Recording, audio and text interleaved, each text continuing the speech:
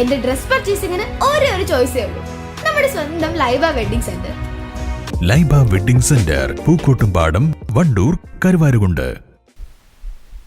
നീണ്ട ഇടവേളയ്ക്ക് ശേഷം നിലമ്പൂർ നഗരസഭ വാതക ശ്മശാനത്തിന്റെ പ്രവർത്തനം പുനരാരംഭിച്ചു. നഗരസഭാ ചെയർമാൻ മാട്ടുമ്മൽ സലീം ഉദ്ഘാടനം ചെയ്തു. വാതക ശ്മശാനത്തിന്റെ സമീപത്തായി ഒരു സെക്കൻഡ് യൂണിറ്റ് കൂടി സ്ഥാപിക്കാനുള്ള ശ്രമങ്ങൾ നടക്കുന്നതായി ചെയർമാൻ പറഞ്ഞു.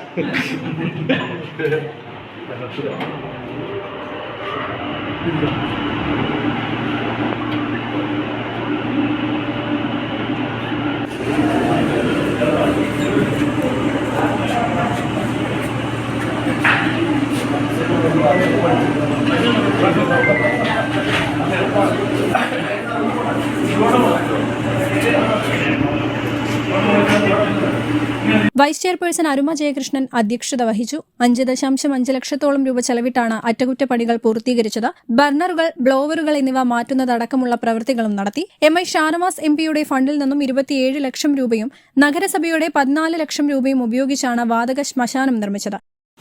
നമ്മുടെ മുനിസിപ്പാലിറ്റിക്ക് കീഴിലുള്ള ക്രിമറ്റോറിയം നമുക്കറിയാം 4-5 മാസമായിട്ട് ഇതിൻ്റെ മെയിൻ്റനൻസ് പ്രക്രിയയ്ക്ക് വേണ്ടിയിട്ട് അടച്ചിട്ടിരിക്കുകയായിരുന്നു.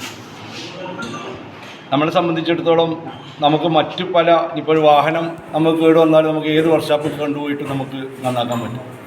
പക്ഷേ ഇത്തരത്തിലുള്ള ക്രിമറ്റോറിയങ്ങളിലൊക്കെ തന്നെ ഇത് ജോലി എടുക്കുന്ന ആളുകൾ അല്ലെങ്കിൽ AMC എടുക്കുന്ന ആളുകൾ കേരളത്തിൽ തന്നെ 2-3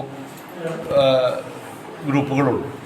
അപ്പോൾ അതുകൊണ്ട് തന്നെ ഇത്തരത്തിലുള്ള ക്രിമറ്റോറിയങ്ങൾക്ക് വല്ല കേടുപാടുകളും സംഭവിച്ചാൽ നമ്മുടെ റീച്ചിൽ നിന്ന് എത്രയോ അകലെയാണ്. കാരണം അവരെ കൊണ്ടുവന്നത് കാണിച്ച് അവർക്കിത് കൊട്ടേഷൻ കൊടുത്ത് അല്ലെങ്കിൽ ഈ ടെൻഡർ വഴിയൊക്കെ വിളിച്ച് വരുമ്പോൾ അതിന് ധാരാളം സമയമെടുക്കുന്ന ഒരു ബുദ്ധിമുട്ട് നമുക്ക് കേരളത്തിലുണ്ട്.